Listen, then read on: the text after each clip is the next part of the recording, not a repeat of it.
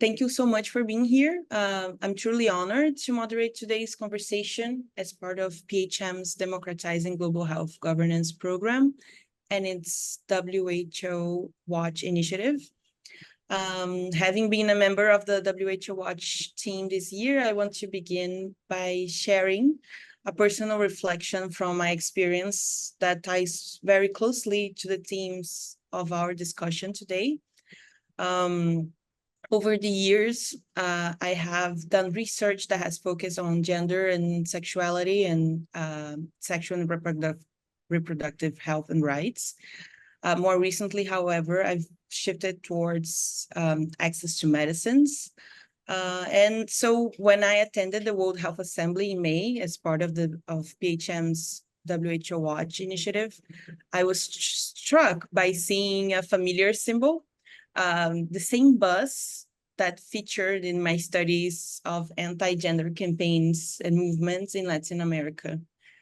This bus had campaigned against Chile's Transgender Act in 2017. And in 2024, it was reappearing to protest the pandemic agreement.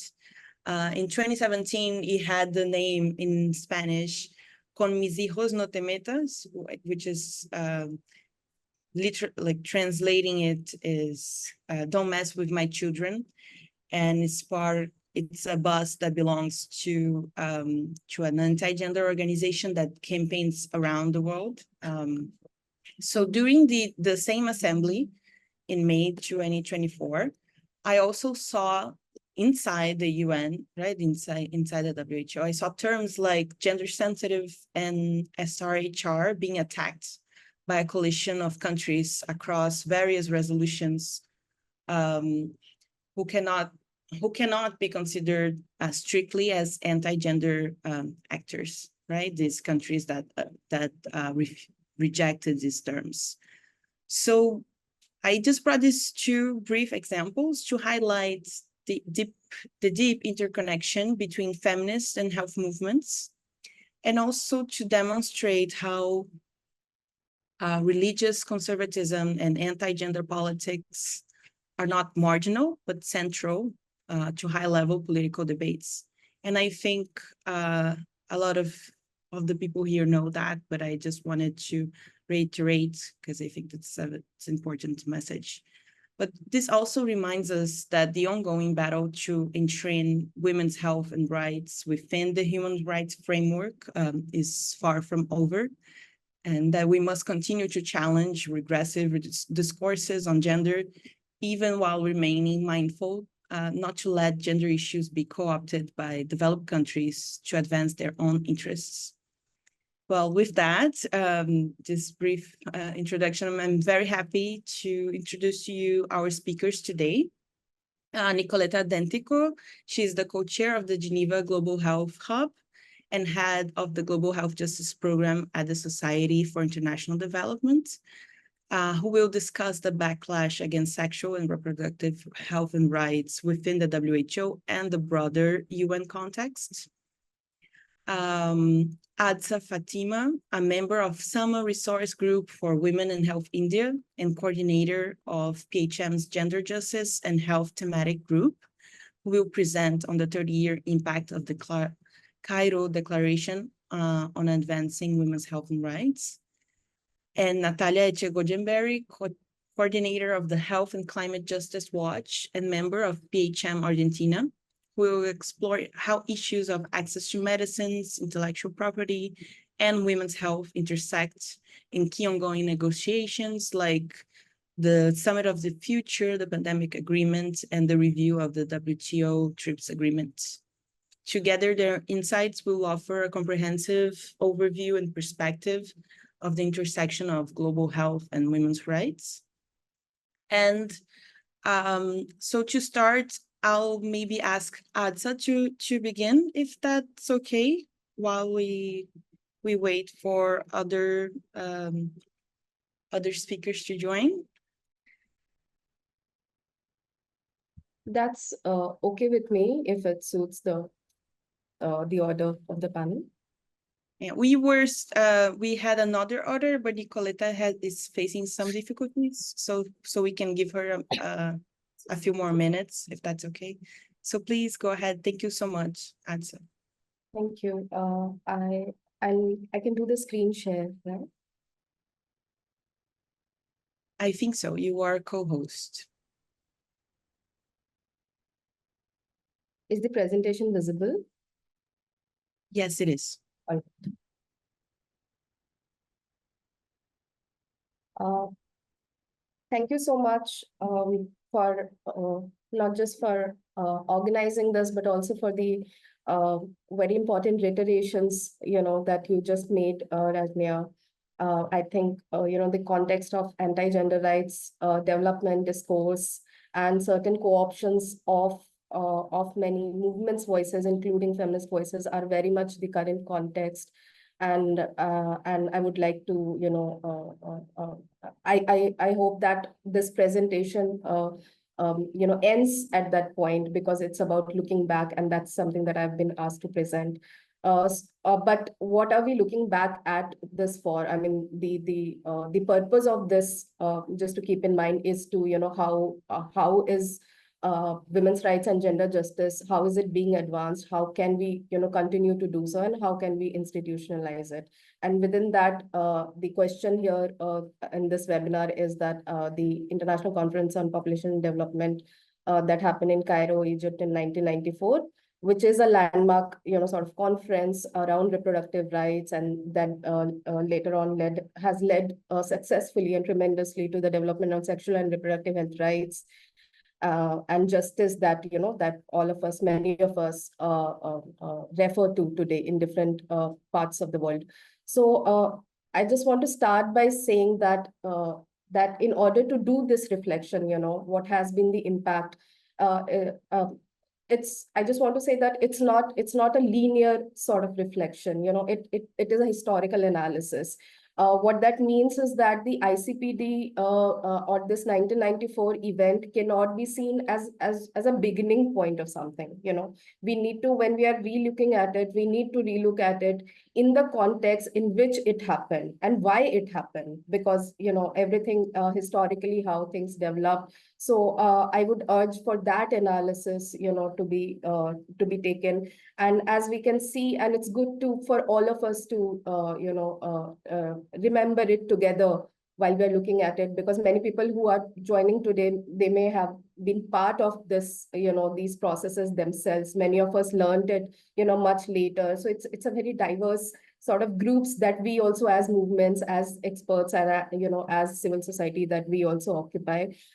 So collectively, this reflection needs to be done through a historical analysis, and that analysis is of the human rights development framework, which happened, and there's a short trajectory that I've put out here. But just to remember that the human rights framework were already there before 1994, and which had implicit sort of understanding of reproductive rights.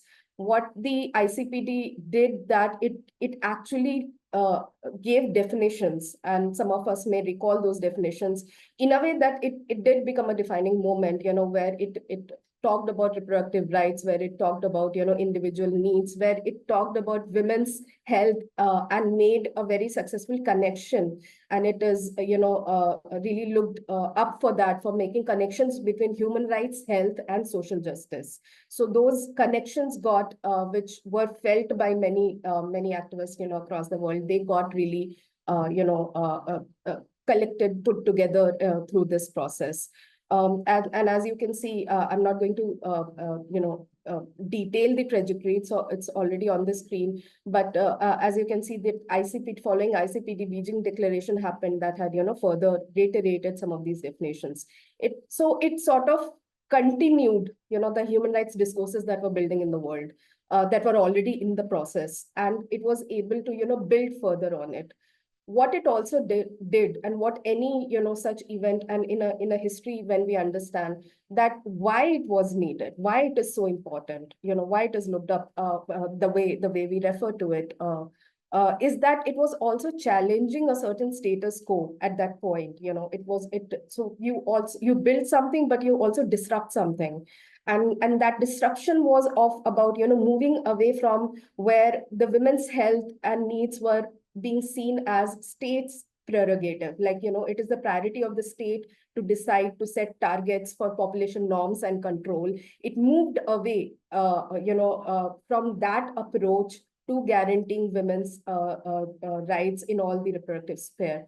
And so in a way, the entire status quo, at least at that point, the context where, the third world was seeing as the places for, for where solutions were being offered, technocratic solutions. So you provide contraceptives to, to really take care of the population, growth, and to do population control. That sort of context, this ICPD had very clearly challenged. So there was already, as I said, human rights definition already existed, where human rights of couples were recognized, in the conference that happened in Tehran in 1968, as early as 1968. It further built on it, as I already said, that it recognized. So moving on from the understanding of couples, it moved on to understand individuals, and then it very strongly foregrounded, the gender inequality and how women's needs, and it need to be seen from a gender intersectional perspective. And it was a big event in a way, because it was building on this, the entire human rights thing. So of course, the famous picture of, Eleanor Roosevelt, who chaired the United Nations Commission. So it was really an event where it was also capturing the imagination of the people of the republics of different countries, and, feminists, activists, and different other actors and participants involved. So it kept building, and now we have, ICPD in its program of action has a more holistic, more comprehensive sort of, definition. It's there to be read. I'm not going to read it, all of it, but it's important to see, how it kept detailing further, and how it said, so it's not just about reproduction, but connections with sexuality. So, for individuals and couples to have a satisfying and safe sex life, and that they have the capability to reproduce, and to freedom to decide, and freedom being the emphasis word here, if, when, and how often, they would like to do so. This was very clearly grounded in words as simple as, that could be a policy outreach for all the countries. And then it moved on to, so it was not just about recognizing rights, but also the recognizing the role of the state, so reiterating the progressive realization of health rights, which was already there in the human rights. So highest standard attainable of also status of sexual and reproductive health, it had flagged. As I said, that, it was also an event that was capturing imagination, and this picture may also, remind us of, or at least tells us of the thing. There were many takeaways from it. I've already said some of them, but just for us to, sort of remember it together, that clearly there was an explicit recognition and reformation of the rights of all women. And what it actually did, before that, and that status quo that I mentioned, where women were seen as this instrumental, to achieve development, to achieve a certain, goal for countries. And that it sort of subverted, it challenged that. And for the first time, women were seen as this, having this intrinsic, value and worth, and to be treated as in those discourses as individuals, as opposed to, just being instrumentalized for reaching population targets and norms. Genuine concerns about their health and well-being. This is largely, a consensus about the ICPD, that the genuine concerns were felt, and in not just talking about state, but also state's role in looking into private spheres as well, removing violence and discrimination as intrinsic to achieving better health status and outcomes. What ICPD also was, that it was because the human rights framework are mostly international human rights law, they are within the legal sort of framework. What ICPD also expressed, because it was also a policy document. So, the entire thing of political will, where it's not just legal, the confluence of legal and political became very critical at this event as well. And as scholarship has also developed, and there has been, submissions that it really understood autonomy and bodily autonomy, as an extension of liberty, which was, so it should not be just freedom from, so not just about stopping violence, but also freedom to, so understanding notions of choices, agencies, and particularly for health system to operationalize, informed consent, confidentiality, and such aspects. So we have all of this, and ICPD 25 years has already held, held in Kenya, Nairobi, if we all remember, a couple of years ago. So where do these contradictions lie? The contradictions that the question asked about this webinar. Is there limitation in the document? My answer to that, or my submission would be, as I said, that it needs to be seen historically. So of course, any document would have certain limitation, and because we are looking at it, after 25 plus years, but we need to see it, within that context. That context needs to be kept in our mind while we are, doing that, building that critical understanding. I think contradictions also emerge from, it's important to recall the entire discourse on development, at least when the process was building. So the entire discourse on, is contraceptive the best contraceptive, or is development the best contraceptive? These were the discussions, and a lot of feminist engagement and argument have happened around that. And mind you that all these are very much, located within the, the historical context, other context of, colonization, the achieving coloniality and decoloniality within that, right? That what constitutes development and who decides it? Where do these, these policies come from? I think if we slowly move toward the present, and see this together more cohesively, I think the contradictions, or rather challenges, I would say, also lie in balancing the specific and the universal. So we understand SRHR as universal rights, but they are also, they necessitate certain very specific services, that should be present, certain very specific realizations that need to happen. And I think one of the contradiction has also lied there. How do we, how do we understand this scope? How do we understand these distinctions while continuing to make these very intrinsic connections alive, without one getting subsumed into the other? So when we say human rights, and when we say SRHR, or when we say health rights, that fine art of activism or of expertise, that's something, I think that's where contradictions have also been flagged, and that's something, that's a task for ahead of us still, I feel like.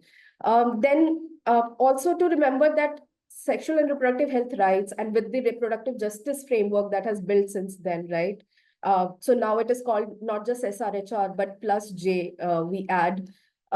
It is a confluence of positive and negative rights. So it's not just about, certain things being done, not being done, for instance, that there should be no coercion, there should be no violence, but it is also about, certain things being done. And all of this are being talked, are being raised vis-a-vis the state, right? So, so how meaningful it is, I think that's also where the contradiction lies, to talk about negative duties in the absence of positive duties. So for example, if we talk about legal recognition of abortion rights without looking at the health system infrastructure, or public health system, and feminist movements have understand these, these contradictions, and therefore there are a lot of collaborative efforts and initiatives, and rather we can see it like, I mean, I can reread that statement to say that, it is meaningless to talk about negative duties in the absence of positive duties, that it's not good enough for the state to, to respect my liberty. The state must also provide services and make sure that those services are available for me to exercise those liberty, and, to lead a healthy and fulfilling and meaningful life. The other contradiction that has also emerged and continues to emerge is also the entire thing of accountability. So, that status quo that I talked about was about state, and this is something that we continue to see today. The entire rise of neoconservative regimes and authoritarian regimes, this populism around women's rights, or this protectionism. Whenever we see issue of gender-based violence, we see the neoconservative or right-wing forces also use the same language of offering protection, but at the cost of rights. So we see the state becoming protectionist or paternalistic or benevolence, but all of this dissolve and stands much below the standard of accountability. And I think that discourse needs to be further built, and we need to see how do we see the role of the state, also within with a lot of dependence on private actors and multiple partnerships.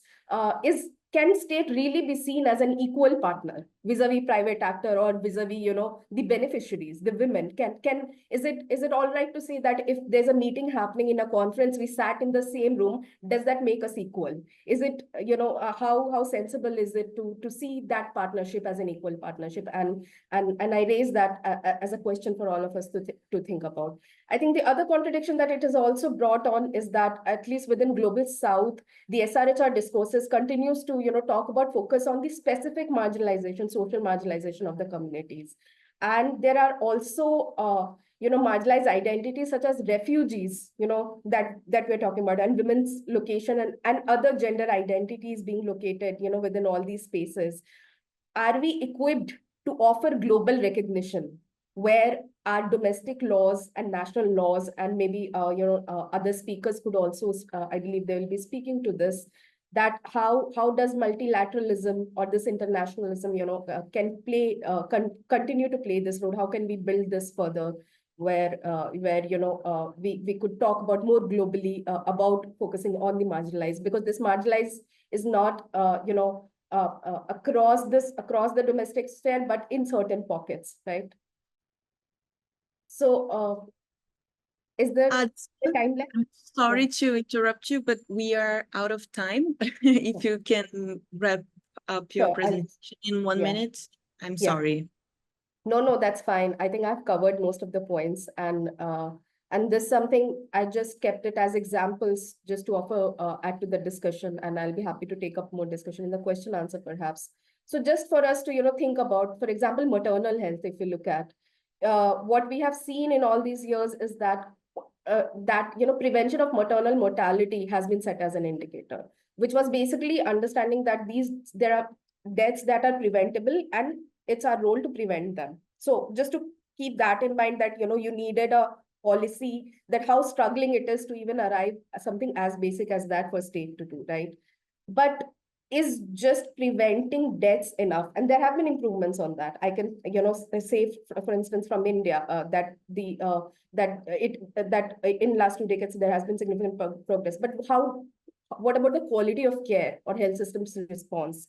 And I just want to say, because often when health systems engagement, or when we do those thematic discussions, often systemic change is misunderstood or misconstrued as only about infrastructure development. That with better budgets, with more resources, things will improve. But transformation is much more than that. And we need to make those linkages more significantly within our own thematic spheres, and wherever these are happening. Because even with budgets and things coming in, we need to build critical intersections and perspectives. And for that, I firmly believe that setting gender transformative agendas, doing discussions on those will be very, very useful, to take it forward. And I'll just take the example. I've already discussed abortion, and I don't need to, but I just wanted to discuss the example of gender-based violence and health, because this is very interesting, because this wasn't there as early as 1994 at the policy level recognition. This is something that has happened in last decade or so, where World Health Organization has also recognized it, and all the member states are mandated to formulate health policies. Health systems have a role to play. So there has been policy progress. Despite that, we continue to see more and more resistance. So what we saw, that from after building awareness, while there has been progressive realization of freedom from violence, what we witness, unfortunately, is a progressive tolerance where, GBV and gender issues continue to get deprioritized. Like, you have to be qualified to say that, oh, this is a crisis. And there is also not a resistance, not just at the state, but within system and including within perhaps movement spaces, So how do we address these I flag, these are not individual sort of issues or problems, but they are very, very deeply rooted and systemic and structural problems to say. And yeah, I'll just pause here, I think, and I look forward to hearing from others. Thank you. Thank you, Adsa. Thank you so much. And thank you for sharing with us about Cairo. I thought it was very important and inspiring, and I loved how you said about capturing the imagination. The reports that I have read about Cairo also make this point of how it was a revolutionary moment and a very inspiring moment. And I would just maybe add to the limitations how this agenda, right, and this discourse and this very wide and progressive discourse has many times been reduced to maternal health, right? Things that are, so again, a place of returning to a place of reproduction only, right? And women as reproducers. So thank you so much. And now I would give the floor to Nicoleta to join us and take the floor, and then to Natalia. That's okay. Thank you. Thank you very much. Can you hear me? Yes. Thank you very much, Rania. You are getting me at a rail station. So, I've just come out, landed from New York. So I'm sorry, my understanding of the timing was different, but in reality, I think it makes a lot of sense that ATSA should have, started with this diachronic analysis and a bit of the, history of how concepts and also imaginations have moved. So now let me start from the very recent history. 3 days ago at the Summit of the Future, at the beginning of the Summit of the Future, the Secretary General of the United Nations, Antonio Guterres, highlighted very clearly that at this conjuncture, states are most often than not enemies of women, and that misogyny is rampant again and is actually functional to the state of warfare in which we are now experiencing, where we know that the return to war as an approach to, in many inverted commas, address international controversies has a specific impact on women, as a deadly impact on women, and women's body themselves become a war ground, a terrain of war in a context of war. So we are in a conjuncture where the gender agenda, the agenda of sexual and reproductive rights, is actually, as was mentioned earlier, absolutely functional to an overall conservative and populistic agenda. I would say, I would use the word that I mind, a return to a national and fascist way of conceiving politics and policies, which in the name of protection, in the names of traditional values, is now a narrative that is not only coming from religious states or theocracies as we have been accustomed to, or even religious entities that are often present in the context of multilateralism, and certainly this is the case of the Holy See. But this is now coming from the north. It is coming from stupid white men, as I would say, in an understanding also in the dynamics of the negotiations, in the dynamics of the multilateral interplay, where you see that they speak to each other. this man, you know, when Russia says that sexual and reproductive rights are not human rights, are not women's rights, it's clear that there is a dynamic of one stating and the other responding. It will be Argentina, it will be, you know, other countries that are following this thing. And, you know, just having come back from New York, it is clear that also in the electoral campaign in the US, this is the stumbling block on which, you know, the elections will be assessed, the electoral it will be assessed together with migration. So at this moment, we are experiencing a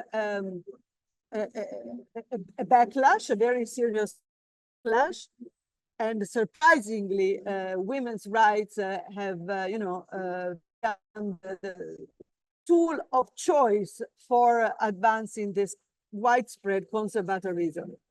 But because of our title is also to talk about women's rights, I would like to use this moment of crisis, this moment of difficulty, also as a potential opportunity. In what sense?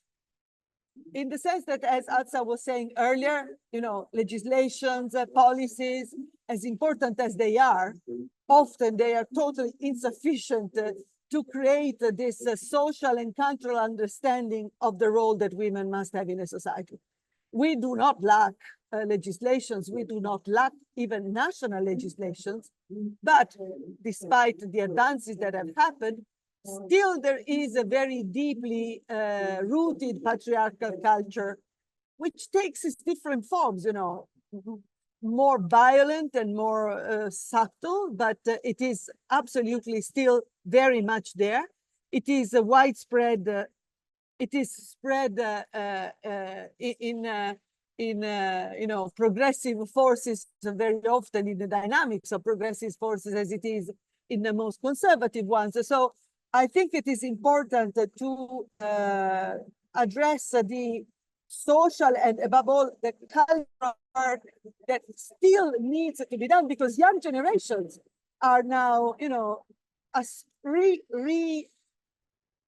bringing forward again notions about the agency of women or narratives about the role of women that we, I mean, given my age, I think in the 80s, in the 70s, in the 80s, we considered, you know, done with.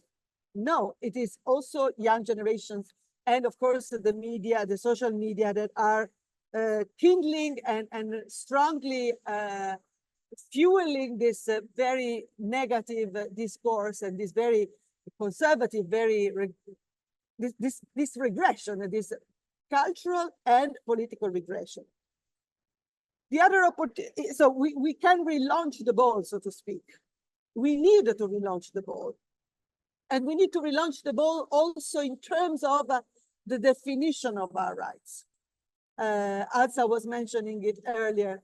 You know, the idea that women's rights are exclusively or mostly linked to reproductive rights is actually a patriarchal definition of women's rights. In some ways, of course, it's a bit of a provocation that I'm flagging here, but defining ourselves, it was mentioned, only in terms of sexual and reproductive rights is actually the confirmation of that very conservative notion of women's agency in the world, in societies, in communities, that is to be overcome, is a notion that we need to overcome. I think that there is enough evidence and there is enough agency, there is enough action that, and also our discourse about intersectionality today, I think is functional also to assess the agency of women and the rights of women in a modality and with words and with, I think, narratives that must go beyond the sexual and reproductive rights. Because that is a bit of a cage in which we have been, in a way, clustered.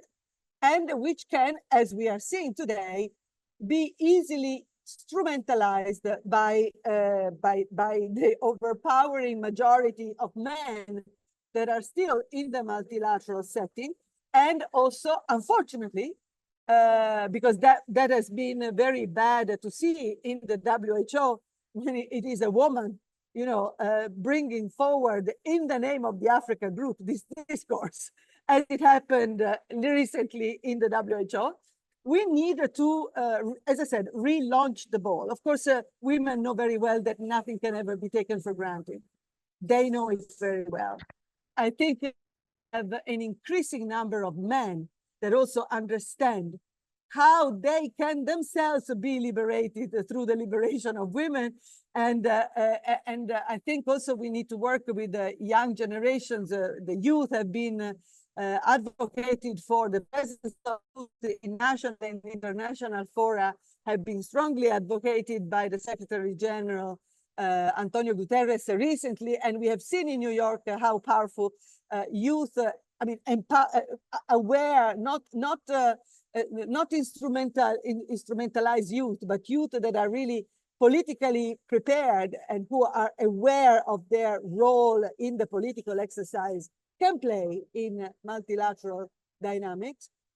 We need, I think, to advance and to not in a way, yeah, no, it's not that we reshape the discourse, but we need to improve and advance the discourse about women's rights. Health is connected, of course, with, it was said, health rights are connected with health systems. They are connected more and more, because I think we would make a mistake if we thought that health rights of women are, and the governance of sexual and reproductive rights were only concentrated to the one health sector. I think when we talk about women's rights today, we have to talk about food systems. We have to talk about positive notion of health, you know, disease prevention, but we have to do this through health systems, through energy policies, through climate change, through the way that finance and taxations are being shaped nationally and globally. We need a global mechanism for a debt restructure. So these are all issues that impact not only women's agency and rights, but also the global governance, which itself impacts women's rights.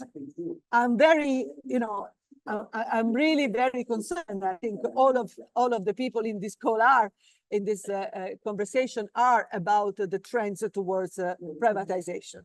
And the extent to which sexual and reproductive rights and other women's rights are now pretty much in the hands of philanthrocapitalism.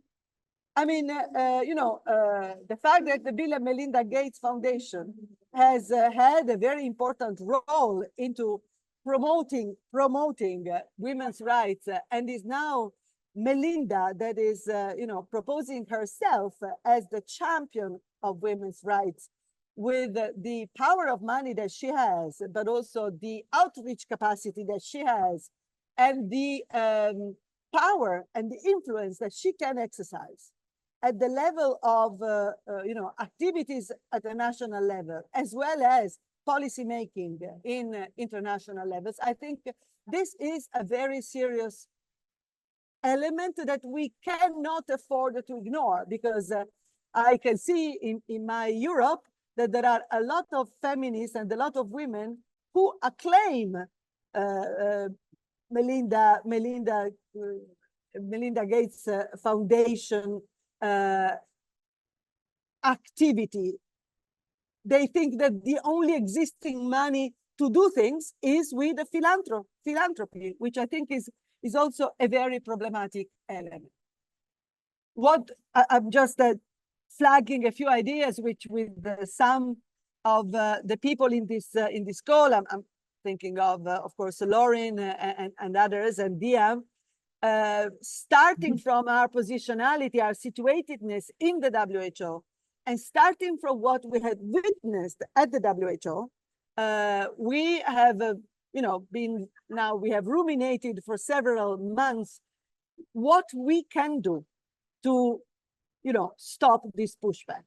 What can we do to stop this regression, which is, as I said, unfortunately, tragically, in the hands of women at the WHO, in the mouths of women also.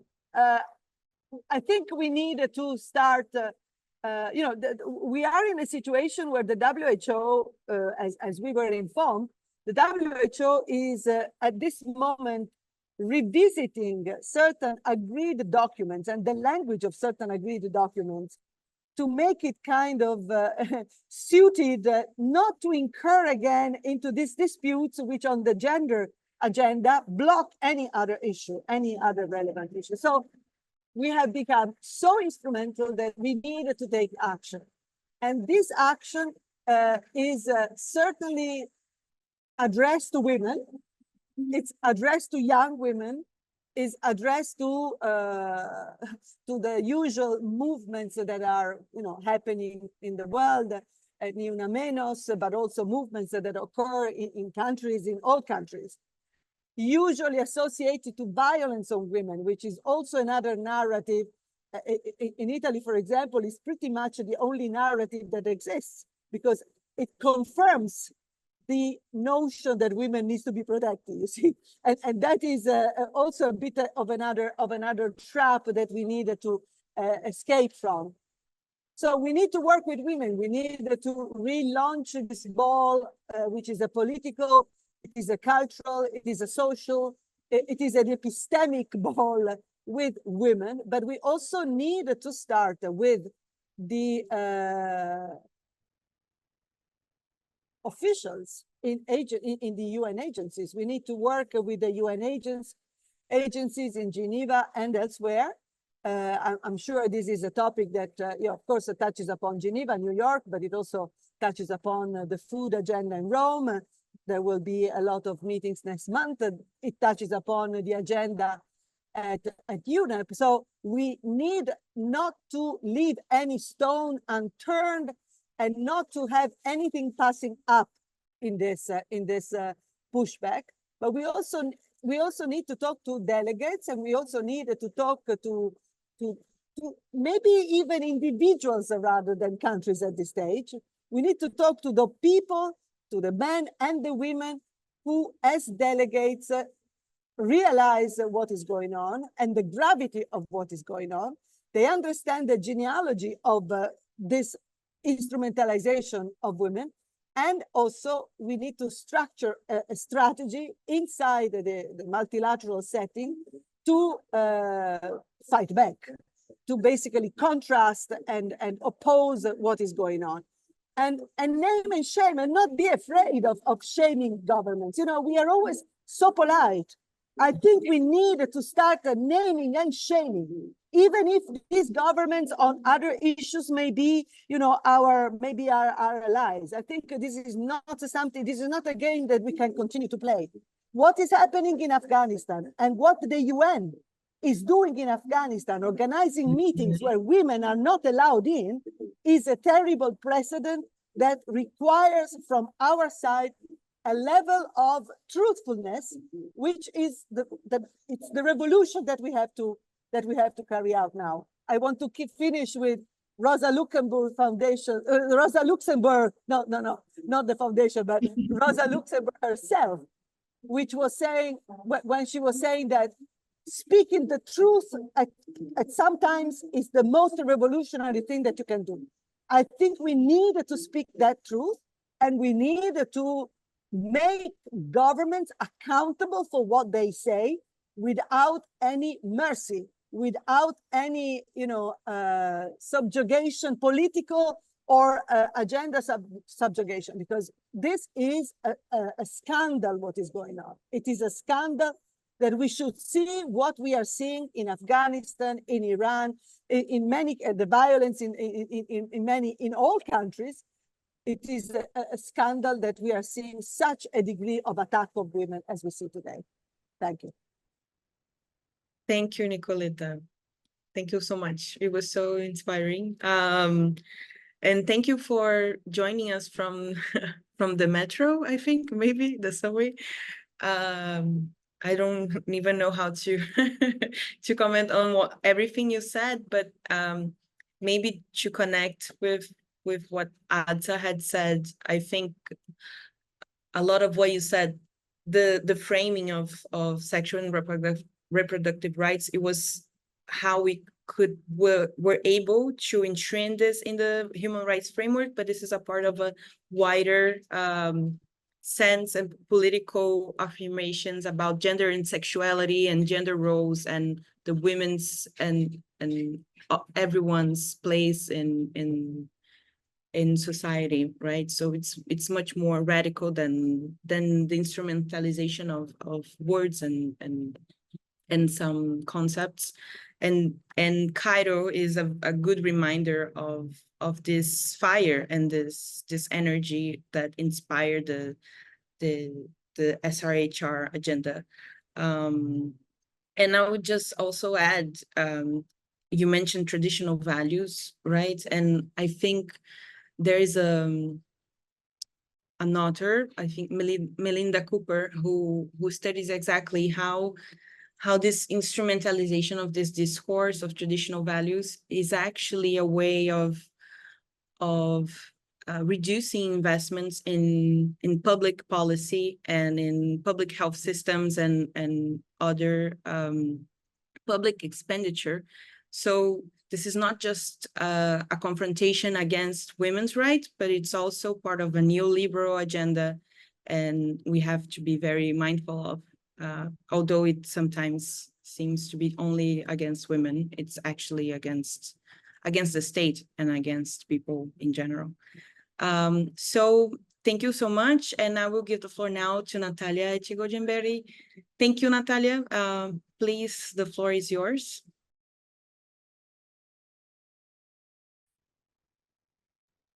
Natalia will speak in Spanish.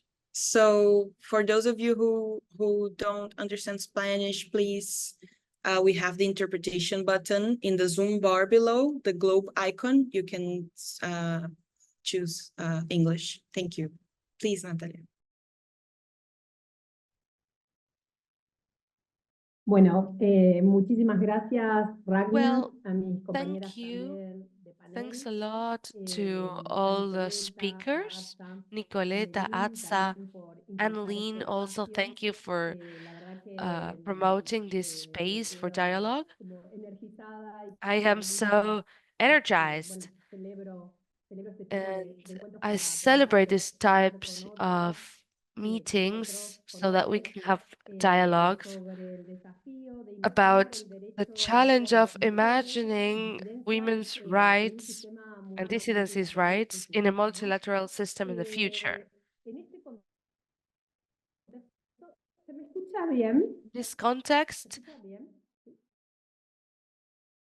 Maybe, tal vez si tú puedes hablar con el micrófono así más cerca del if you could use your microphone closer to your mouth. Is it better now? Yo creo que la internet está un poco, no sé si es la I think internet is failing. Ahora sí, parece. Let's see now. Ahora sí. Bueno, en este contexto So, tenemos muchos we instrumentos, have procesos, several instruments and processes that are abiertos international, y que están en discusión, which are que tienen un gran in impacto open en debate los right now. derechos de las And they have an mujeres y impact on women's disidencias rights y and on también en el dissidencies' rights derecho and de los grupos on en the situación rights de of vulnerabilidad.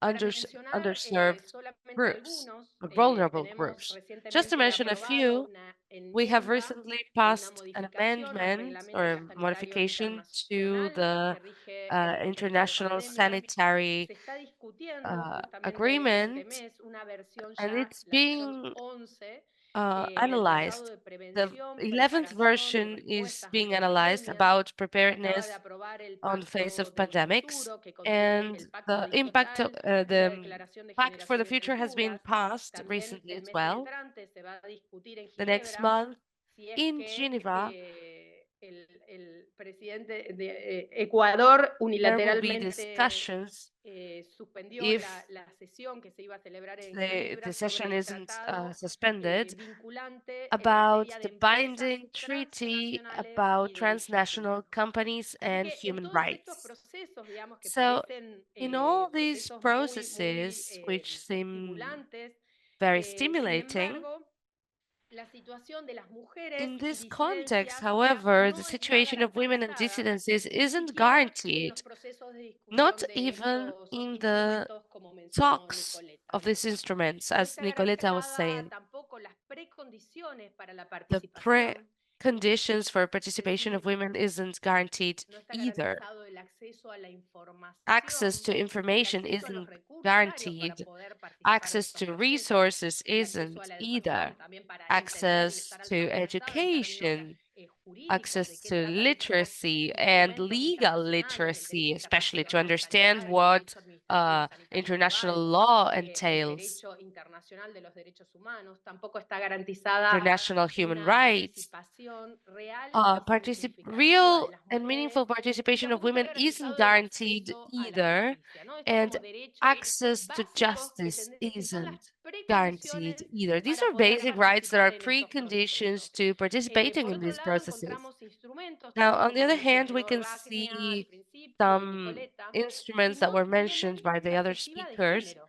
that A lo don't have a sumo gender hablan de perspective. mujeres, pero They por maybe ejemplo no hablan talk de about disidencias sexuales women, ni but not tampoco about hablan, digamos, del sexual colectivo dissidencies LGTBIQ. or Y esto es the grave, ¿no? Esto es que la LGBTQ regulación actual, collective. So this is serious. la regulación Current actual es una regulations regulación heteronormativa, are heteronormative, binaria, que solamente binary. cuando refiere habla It is a mujeres only y niñas.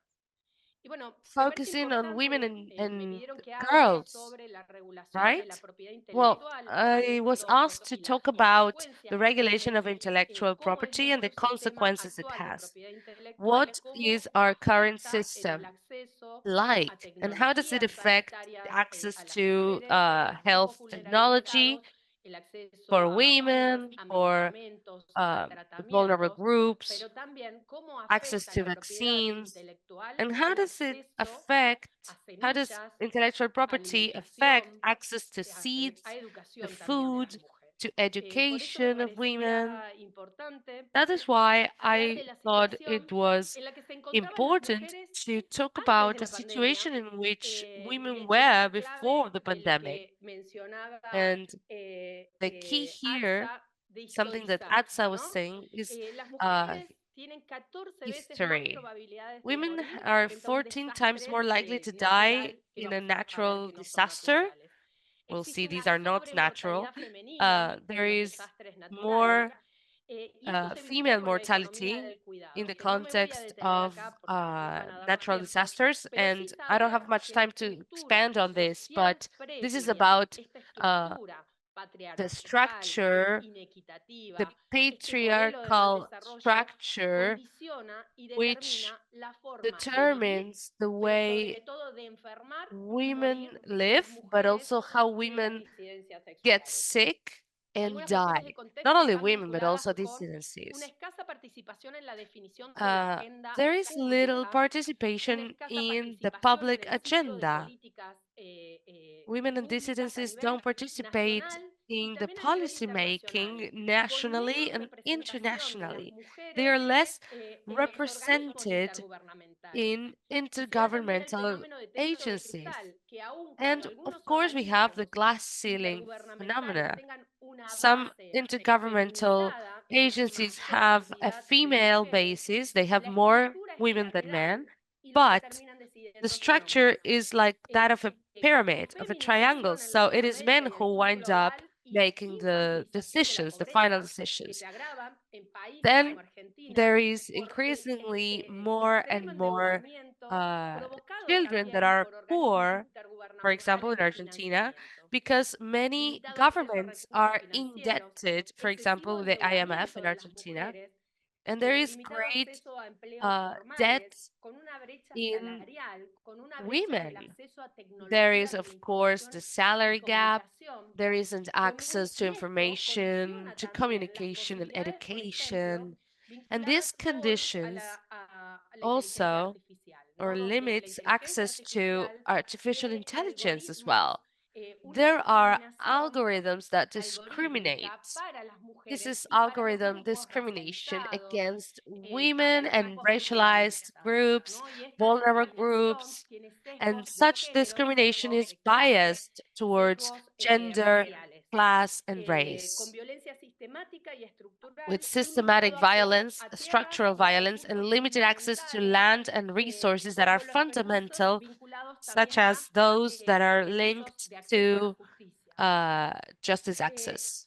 Antes de la pandemia, el Before the pandemic, 73% de las personas 73% of empleadas en el people sector that salud had been eran employed mujeres. in the Estas health mujeres, system en were general, women. con una These sobrecarga women laboral, en condiciones had de precarización, great con triple workloads. tarea, con They had informalidad, 3 con tasks. discriminación They laboral, were con ambientes working y under informal organizaciones no conditions seguras ni resilientes frente al within cambio organizations climático, that were que not afecta resilient towards climate change, desproporcionadamente a and las this mujeres, affected ¿no? disproportionately Sabemos que el COVID women. impactó We know that negativamente a COVID las has mujeres y hay impacted informes de la negatively CEPAL y de the lives of distintos women. organismos intergubernamentales.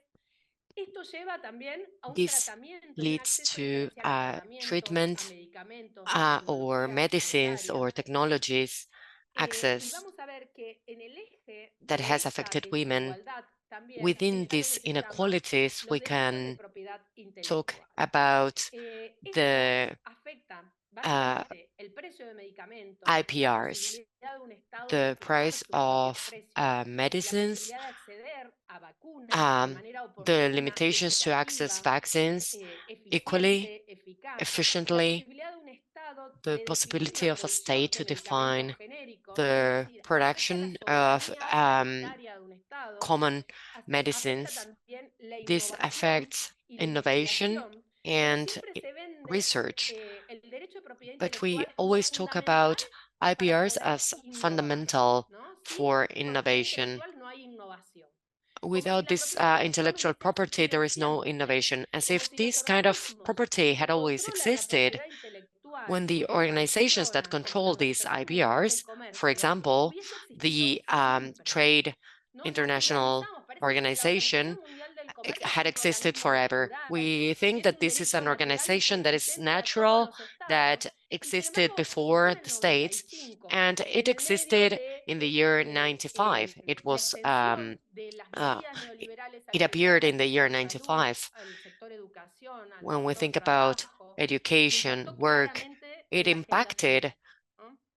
Por the eso, feminist una de las agenda. preguntas So one of the que me questions formularon y que that me parece que todavía was tenemos asked que and trabajar that masivamente we es still have to la work agenda on feminista has to para do los with the derechos de feminist propiedad agenda for intelectual. the ¿Qué tendría que tener en rights cuenta? Bueno, of intellectual property. desde la perspectiva From the del point of view feminismo, of son feminism, múltiples, pero there are different primero, perspectives, los obviously, derechos humanos but first están of por all, human sobre rights la are propiedad intelectual. over La, IBRs.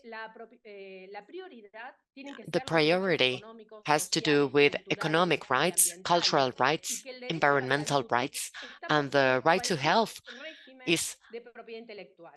La over agenda any kind feminista tiene of que cuestionar intellectual radicalmente property. y hacer una The crítica al feminist sistema de agenda has propiedad to intelectual, que es criticize the el system eje of de todos los um, problemas también, ¿no? intellectual Donde properties. la propiedad intelectual no debe impedir el Intellectual acceso property equitativo must not antes, durante y limit después de la access pandemia.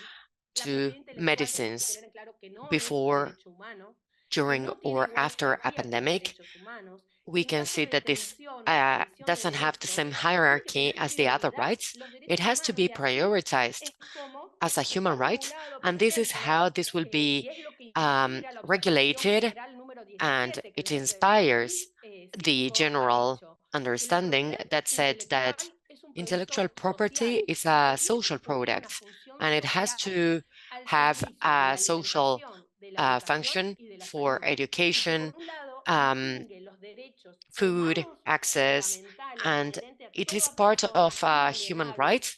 y that is so fundamental and that should, on the other hand, be a part of the intellectual property. These are means that the state is using in order to stimulate innovation, outreach, for creative and innovative ideas.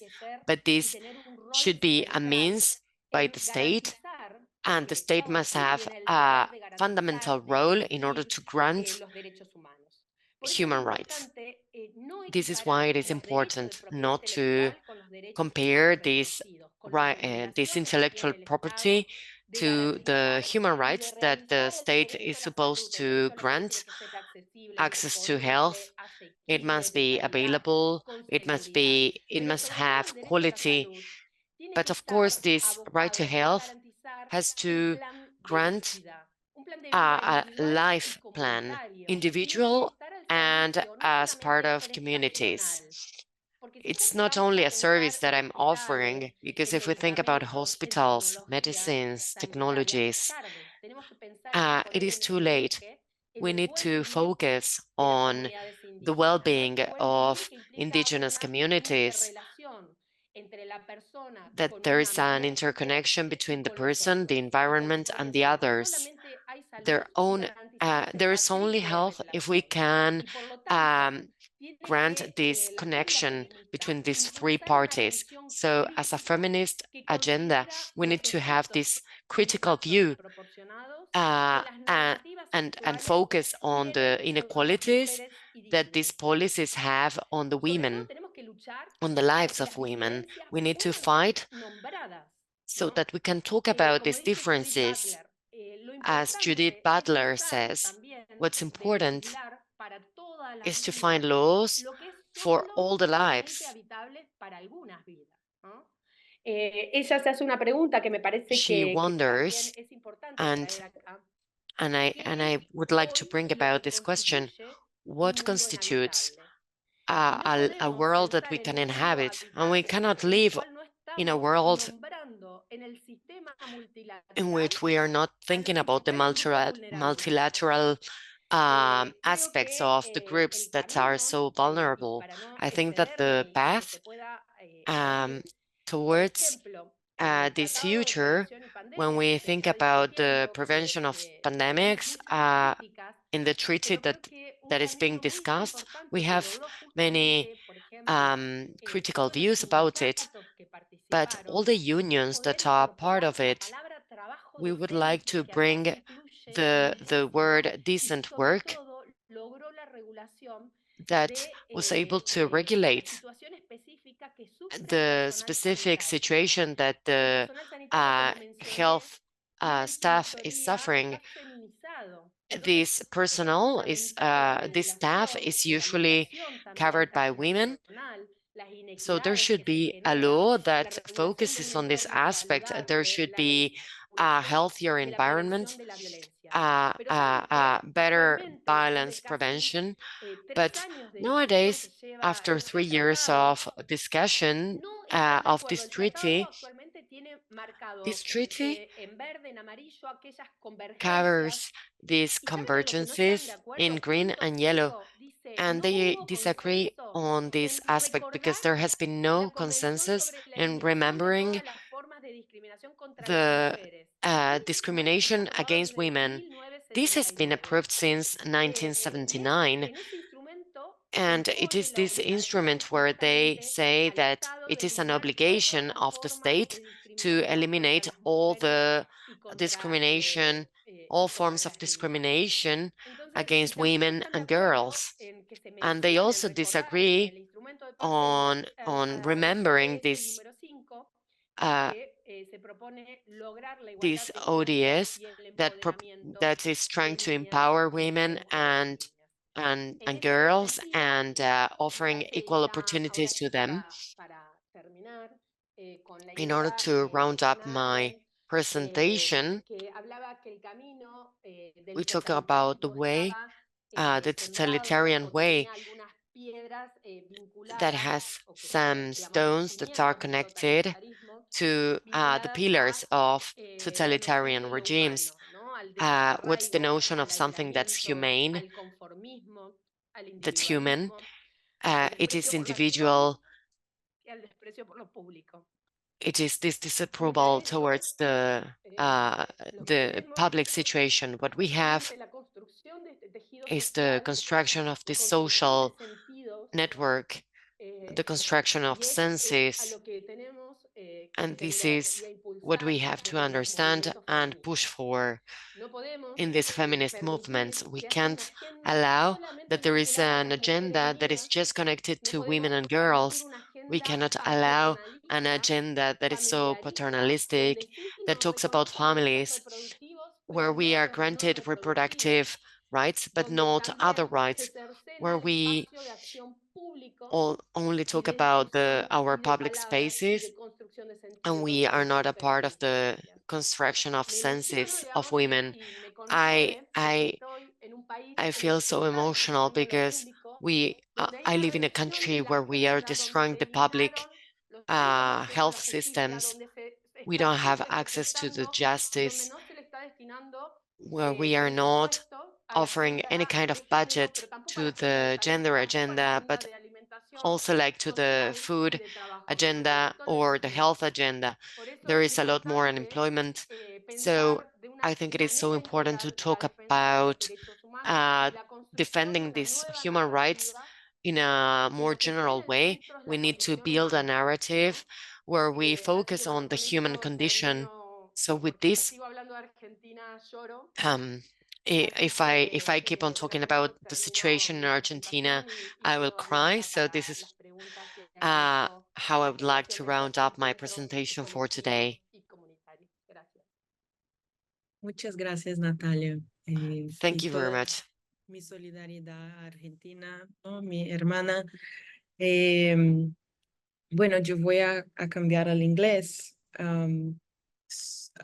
So thank you, everyone. And thank you, Natalia.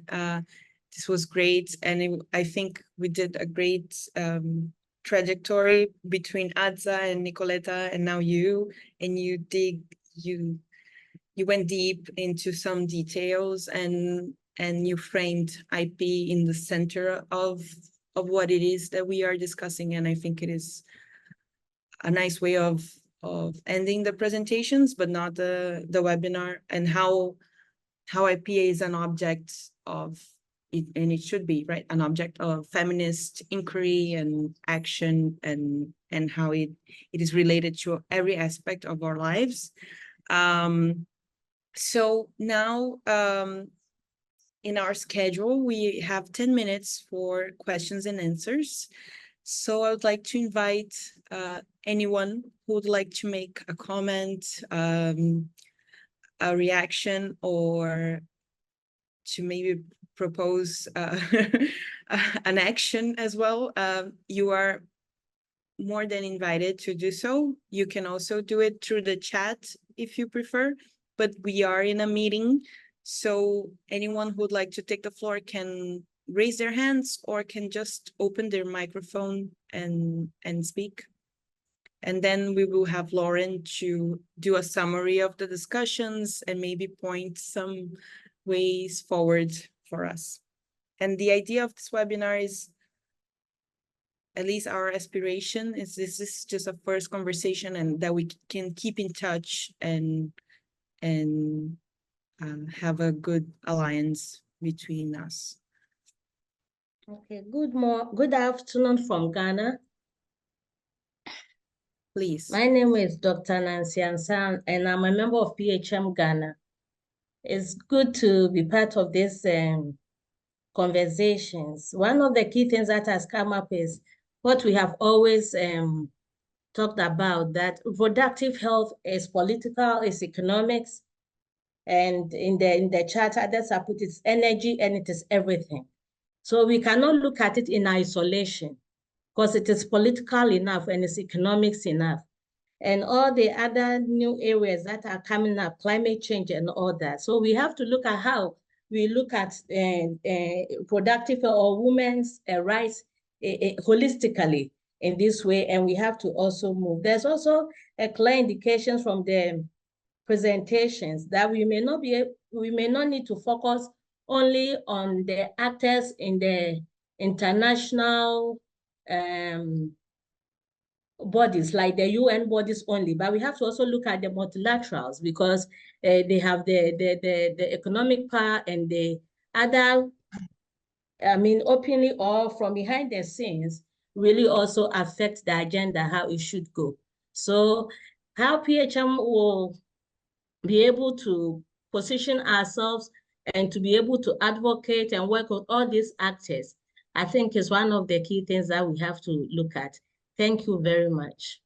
And over. Thank you, Nancy. The floor is open. Hello. Please. Hi, Samantha. thank you very much. Thank you for this beautiful encounter. My question is very easy, maybe, but not, because it's what can we do? Every time that we're discussing policies, unfortunately, we are still in the realm of patriarchal man or, patriarchal woman. What can we do in a root base, in a floor, on the floor that can have action, simple, effective action? So we are not discussing the same endless, realm of no change. Just maybe some ideas that we can leave the encounter with a little bit of a desire in our hands. Thank you. Thank you. Hi, I would like, please go. Yes. Okay, can I go next? Yes, no, I would like to collect more comments or questions before moving to the speakers. So please, Pasi, the floor is yours. Thank you. Okay, brilliant. I love the question posed by Samantha, and I'll personally be looking forward to hear what the answers will be. But my name is Pasi Mayo. I'm with the Society for International Development. And I have a couple of comments, but I'll start with the questions first. I think context really matters. And I think the topic that we're discussing varies from continent to continent, but also context to context. So while listening to the presentations today, I just recalled a conversation I was having with a colleague from Zimbabwe, who he's in the process of starting a men empowerment program, just because he believes that in the context of women empowerment over the couple of years and talking about women's rights, etc., he just feels like in the African context, the boy child has been lost. And the groups that we constantly talk about, that Samantha talked about, the patriarchal groups that continue to push an agenda that limits especially the rights of women, girls, and even vulnerable groups, are usually a minority of very powerful men and not a majority. So his ideology is, how do we ensure that women and girls' rights and minority group rights are withheld, but not at the expense of the boy child? How can we empower them together so that we're building a collective society where all rights are valid and count for it? And then I'll just close by saying, in the context of sexual reproductive health and rights, he also shared some very interesting examples of men who are, being abused in their homes, have been sexually violated, and have no voice, just because the society does not allow them to speak up during such circumstances. So I just was very curious to understand, in the context of the conversation today, how do we support such an initiative and such an ambition? Thanks. Thank you.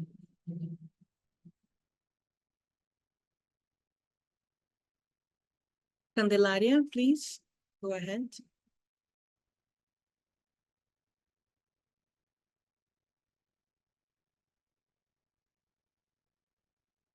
Candelaria, ¿me escuchas?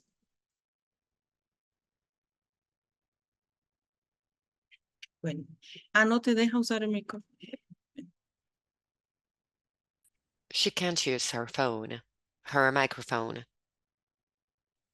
Eso es raro porque es una reunión. Tal This vez is si really tú weird puedes because this is a escribir meeting en el chat y where maybe you can just y vuelves a ingresar.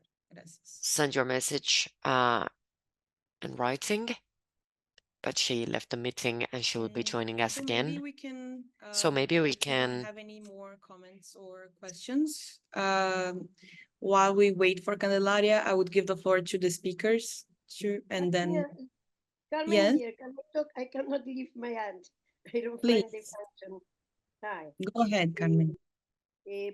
Voy a hablar en español. I will speak in Spanish. Lo puse en las notas. I said it in the notes. Gracias a las Carmen, compañeras por sus presentaciones.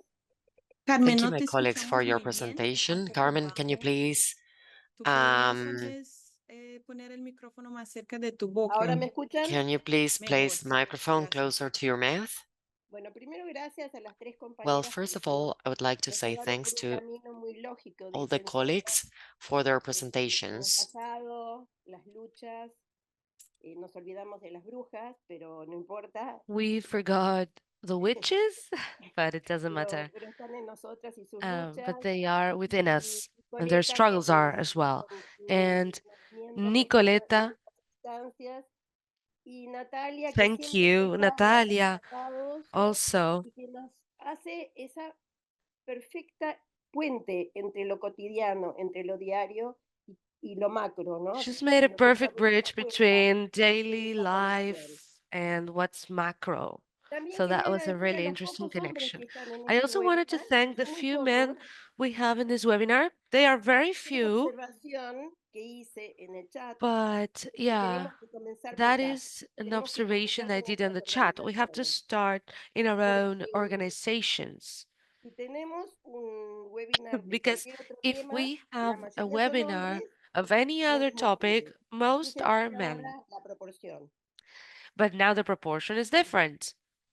Y tenemos un ejemplo en la Argentina, Débora Tajer, una And we have an mujer example in académica Argentina, que Deborah vino de Tajer, nuestro país, an de academic la Universidad de Buenos Aires, from the University of Buenos Aires. comentó antes de que gane Milei, And before que los President movimientos Milei was feministas, la elected, onda verde she said feminista that the argentina, green wave of había feminism in Argentina descuidado had a la masa overlooked de hombres jóvenes que no the entendían young nuestras men reivindicaciones, que no entendían who didn't nuestros mensajes, understand que no our entendían por qué message, salíamos con un pañuelo verde, didn't por understand qué why we éramos were wearing etiquetados, porque a como no green entendían y no bandana dedicábamos nosotras for abortion. tiempo, And we didn't militancia, dedicate time or fueron y votaron a activism Milei. Son la gran to mayoría que young votaron a Milei, por men, eso son and esos they hombres are jóvenes.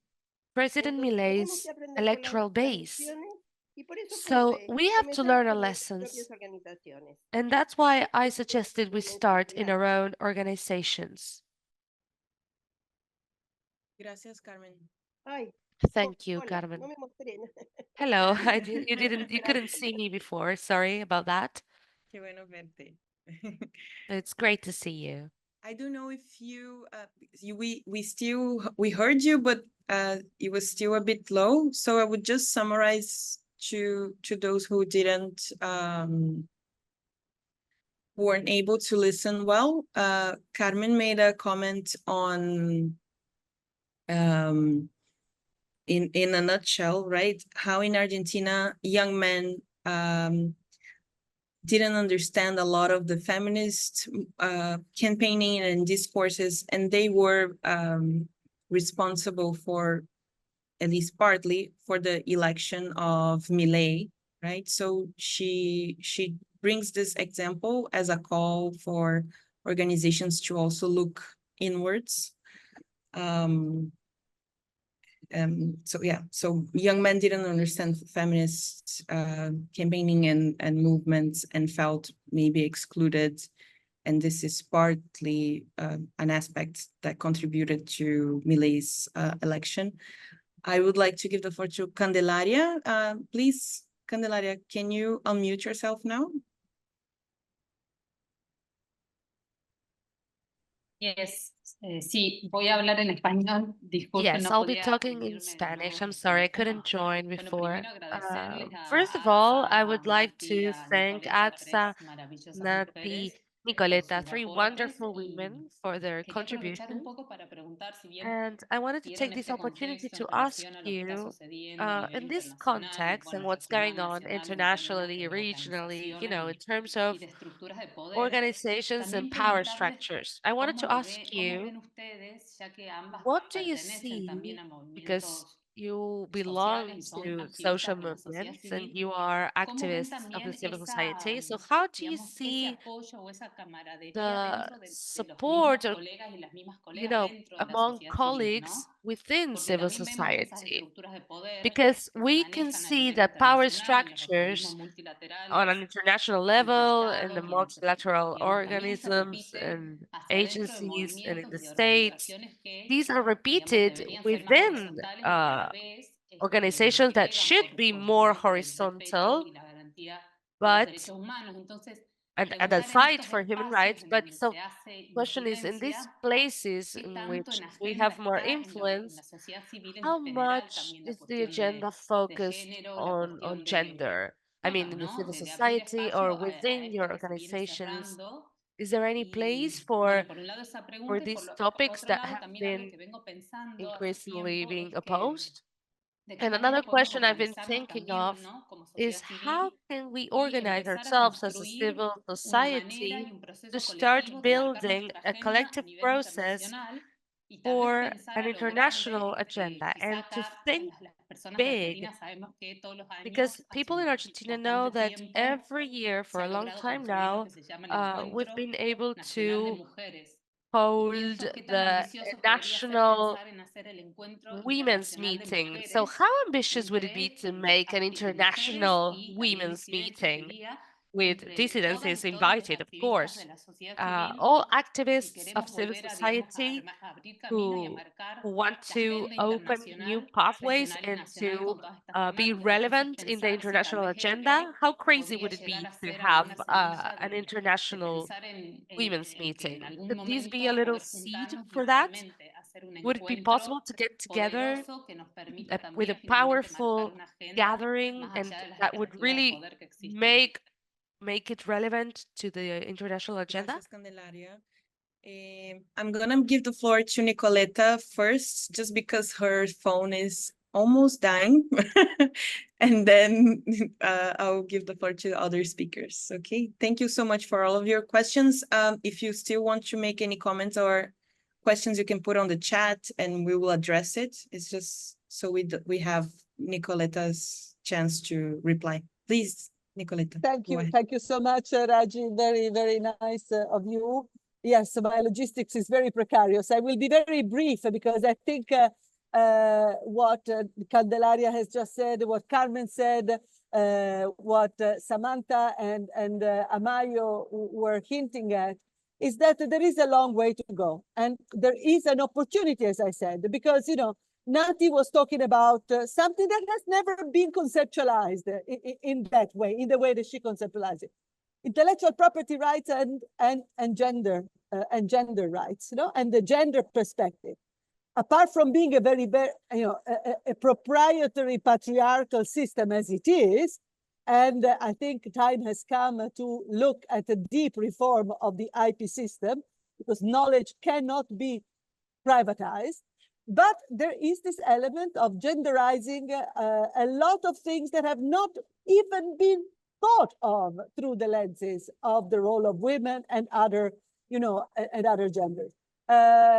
R&D, for example, health R&D, you know, excludes women, who are by definition the ones whose life is most exposed to you know, health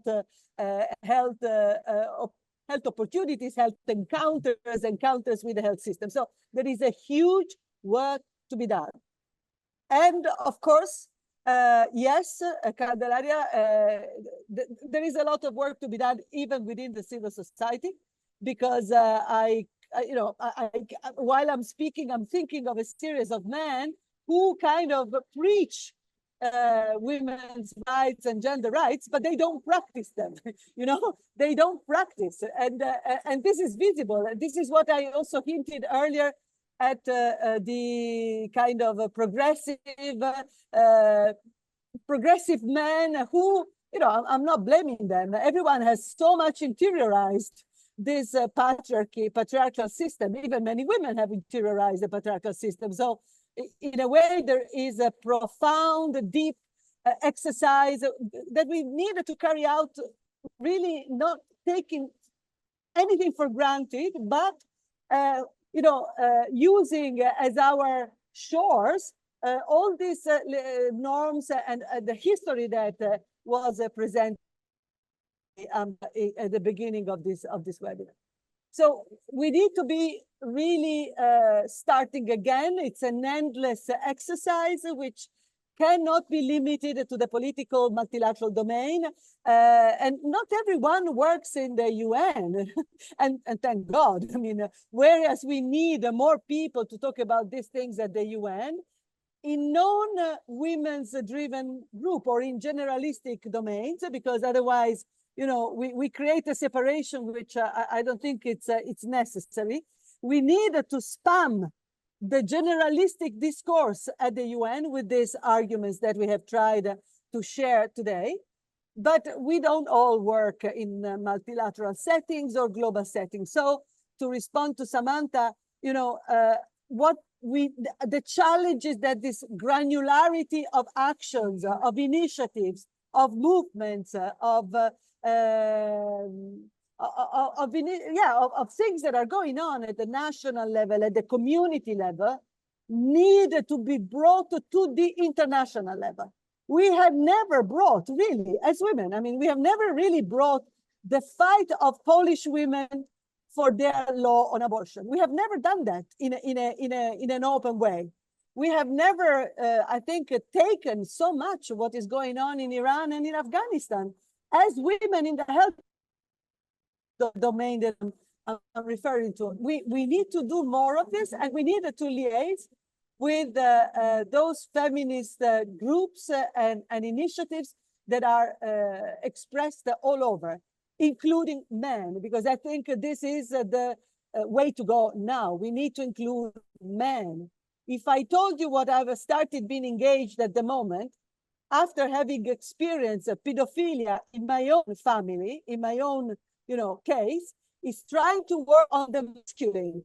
Because for ages, for decades, we have worked on the feminine. Women have put a lot of questions, have done a lot of reflections, but women will not move as they should have if we don't tackle the masculine, the gate of the masculine. And that is what they are now trying to bring back. The traditional narrative of the masculine that needs to protect, that needs to, control, and needs to guide women. I think, so what I'm starting to do is actually to look at the masculine in the Catholic Church, which is possibly one of the most patriarchal entities in the world, where even priests and monks are suffering the violence that Amaya was mentioning. So it's a very, very complex thing. Very complex thing. And I think we need to rejuvenate the whole discourse in the context of today. Thank you very much. Thank you so much, Nicoleta. Thank you. And if your phone dies, at least we had your final contribution. Just before I pass on to Natalia, I would just like to thank our interpreters for their amazing work today. Unfortunately, we only have them until now. They will have to go. So we will try to translate to Spanish and to English ourselves. So you can still remain in the meeting, but we won't have interpretation. I hope that's okay. So thank you so much. And please, Natalia, go ahead. Bueno, muchísimas gracias. Un placer, Okay, Nicoleta. thank you, Nicoleta. Un poco contestando a Paz y a Yeah, Candelaria, a Nancy, to answer y a everyone, más que me falta, bueno, y a Carmen, agradecer también.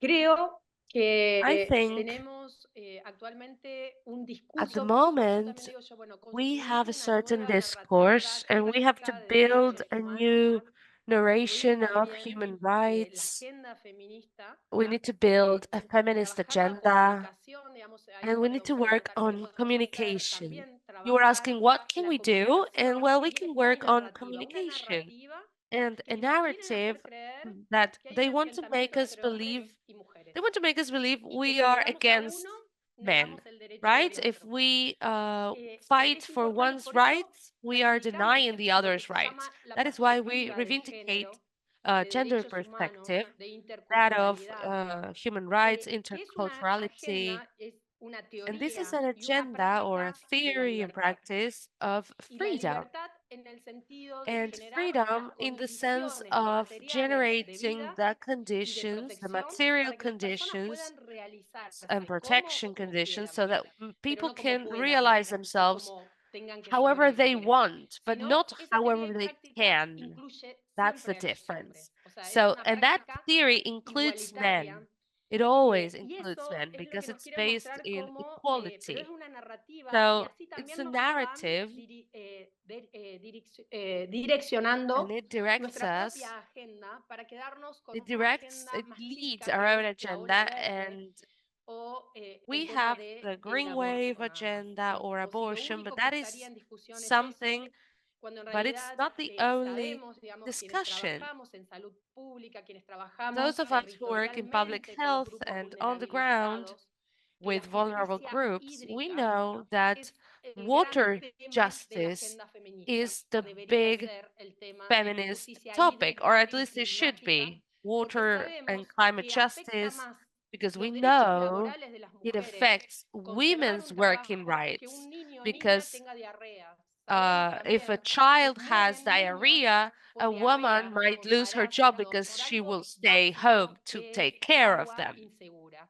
Entonces la And agenda hídrica, also, la poisonous escasez o la water abundancia, las is inundaciones terrible and o las has a sequías, terrible effect las on the enfermedades most vulnerable vinculadas a populations, vectores be están that afectando más a women. mujeres. En ese So, sentido, también in that sense, la perspectiva de género trabaja the por los gender derechos de los hombres, perspective pero eso no está is puesto con el focused mismo on men's acento que todo lo rights as demás. Hay well, but the organizaciones accent feministas que isn't the same. trabajan There are por la feminist licencia groups which masculina work para que for puedan uh, cuidar los que quieren cuidar men's a sus familias, sus hijos, hijas. parents' leave Trabajan también so por that they aquella can take trampa care de of la their children when they are masculinidad born. para terminar con esos Feminist mandatos groups that work que los ponen a against los hombres de manera the diferencial a ciertos stereotypes riesgos, that por ejemplo, por expose armas, men to certain risks. por las For enfermedades, example, por suicidios, por todo lo que suicide tiene que ver con el mandato de masculinidad, and por any other armas risk that blancas, is mueren related to más hombres the que mujeres, stereotype of por suicidios masculinity. en los momentos de crisis, como en el So 2001 en during Argentina, se ejecutaban financial más hombres crisis, que mujeres. there were Entonces, more también men committing el suicide than mandato de women. ser For example, in proveedor, ¿no? 2001, in the Por financial eso crisis in decimos que la Argentina, perspectiva de género es more una men were teoría committing y suicide than práctica women. de la So, libertad, you know, the gender que perspective is a theory and a construyen no practice desde la of academia, freedom that is no built desde not los in the organismos academics, intergubernamentales, not in como the lo somos, intergovernmental sino se tiene que construir con los grupos agencies, but vulnerabilizados. also Cuando with estamos en el vulnerable territorio, groups. So sabemos when we are que on the las ground, mujeres ven we know afectadas su that día a women día, su práctica, sus enfermedades see musculoesqueléticas, their los niños con day-to-day diarreas life affected. repetidas, la muerte Uh, por diarreas, una there enfermedad is death totalmente prevenible por by agua diarrhea sucia. in many Entonces la cases agenda because es of la ola poisonous roja water. de So diarreas, our ya no la agenda blanca. is called the Aunque brown nos duela wave. y aunque And even tenemos que if poner it's y analizar y hard seguir and impulsando los painful, derechos we have to ganados, keep pero no on descuidando working aquellas cosas que son and we have prioridades en los to, territorios.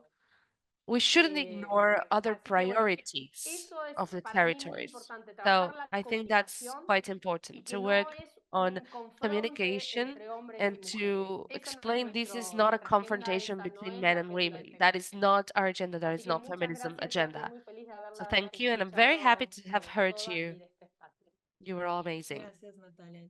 I'm gonna try to summarize what you said very briefly. So Thank you. Natalia made a point about building a critical human rights narrative that has two main points. One is that shows that men and women and cultures are not in opposition. This is not a feminist discourse or part of the feminist agenda.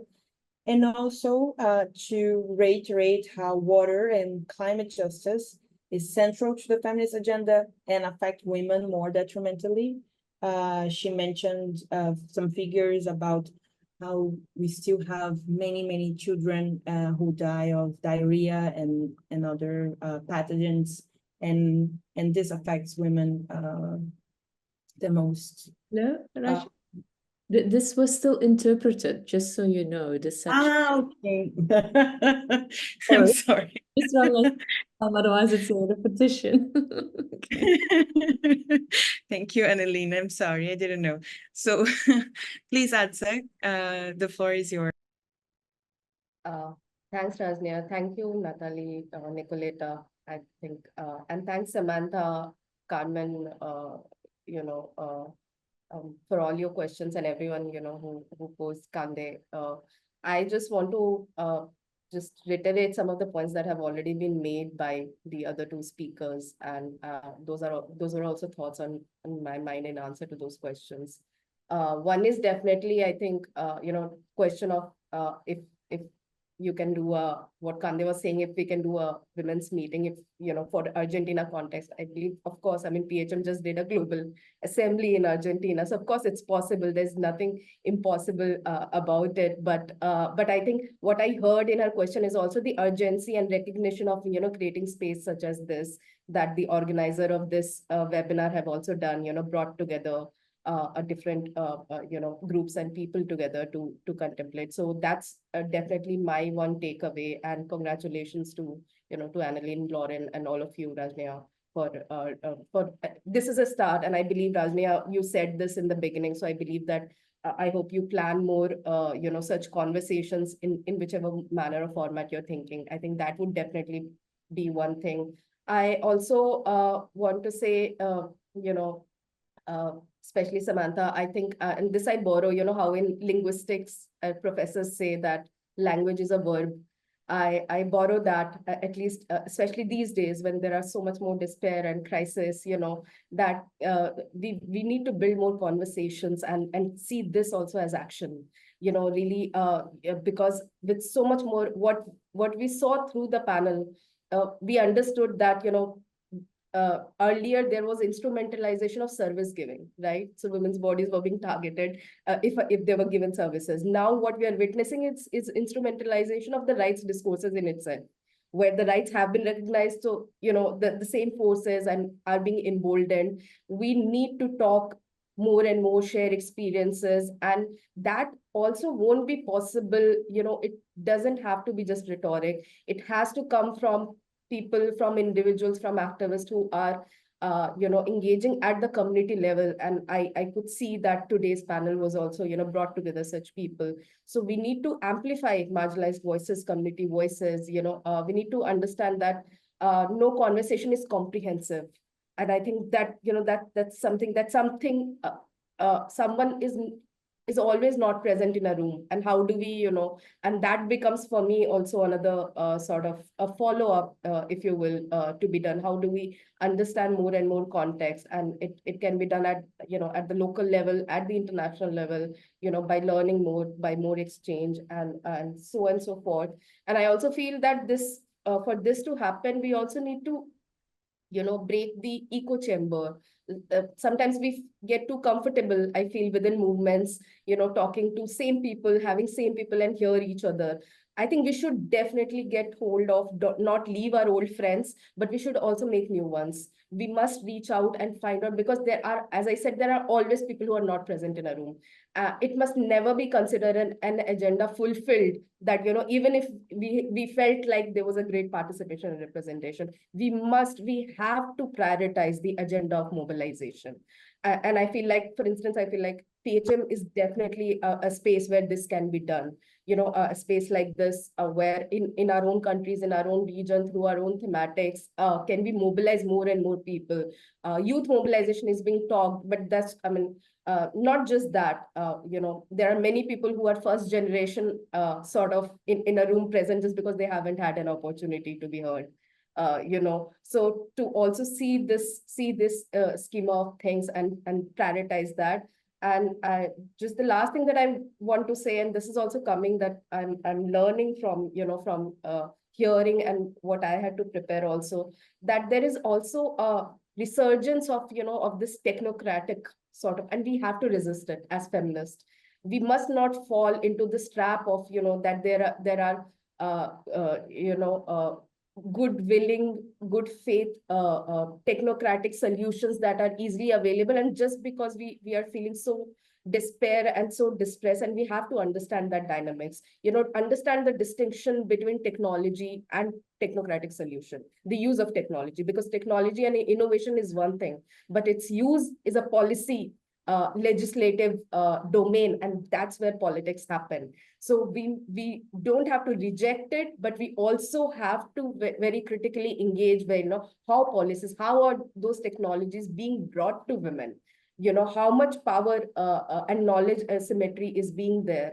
That's something that I wanted to flag. And just the last point is that I think I can't remember the question, but just this thought, you know, sometimes, and because of these many years of, you know, engaging with UN, with WHO, with policies, documents, sometimes we also get trapped into, you know, into a certain thinking into a certain format, you know, and I just like to unwind and remind all of us, and I'm reminding, including myself, is that policies are for us. We are not for the policies, you know. So if something is not fitting in the agenda, but we feel like it needs to be discussed, we should and we must discuss it, and we must then work towards, you know, I mean, do hell with that format, or you know, that is not allowing us to freely. I think we must you know, that the entire point of freedom too needs to be put in emphasis back again, and we should be able to, you know, to discuss whatever is emerging as the needs, and you know, as the questions from multiple levels. Yeah. I would just pause with that. And thank you so much, all of you, for your interventions and patient listening. Thank you so much, Adsa. I would give the floor to Lauren then. Thank you, Rania. Thank you to the speakers. An incredible thanks to the interpreters who have, in solidarity, stayed with us. And thank you to the audience who, I've never experienced a webinar that goes overtime by so much and so many people stay.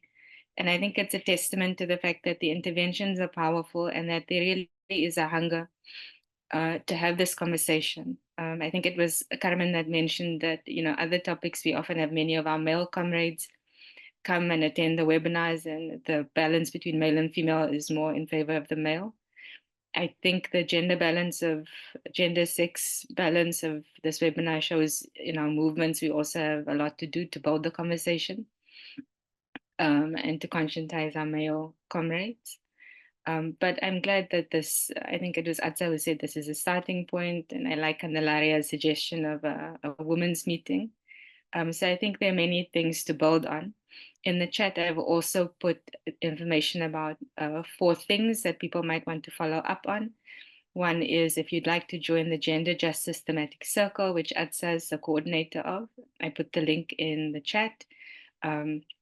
If you want to be in the echo chamber of WHO documentation and check how information and discourse and policies have shifted over the years, there's a link to the WHO tracker, which is really useful and documents WHO processes, but also some of the regional WHO meetings. So not only Geneva. And then I think perhaps 2 more pressing actions. One is the letter Nicoletta mentioned on stopping the pushback on women's rights. The link is there. You can sign as an individual, and it's available in multiple languages. And then also to mention that PHM is fundraising for Al Auda, the 3rd largest health organization in Gaza, and we're trying to donate to the organization to build a field hospital, and the link is also in the chat, so please click on that and see how you can contribute. If possible, if we've got your emails, we'll send all of the links in a follow-up email, and the webinar is being recorded and will be uploaded, so please encourage people to watch, because I think I've never been in a conversation like this about global health governance forums. I think it's really important to disseminate widely. Thank you, everyone, and a special thanks to Annalene for all of the logistical jujitsu that she had to do to get this off the ground. Thank you again, and we'll see you next time.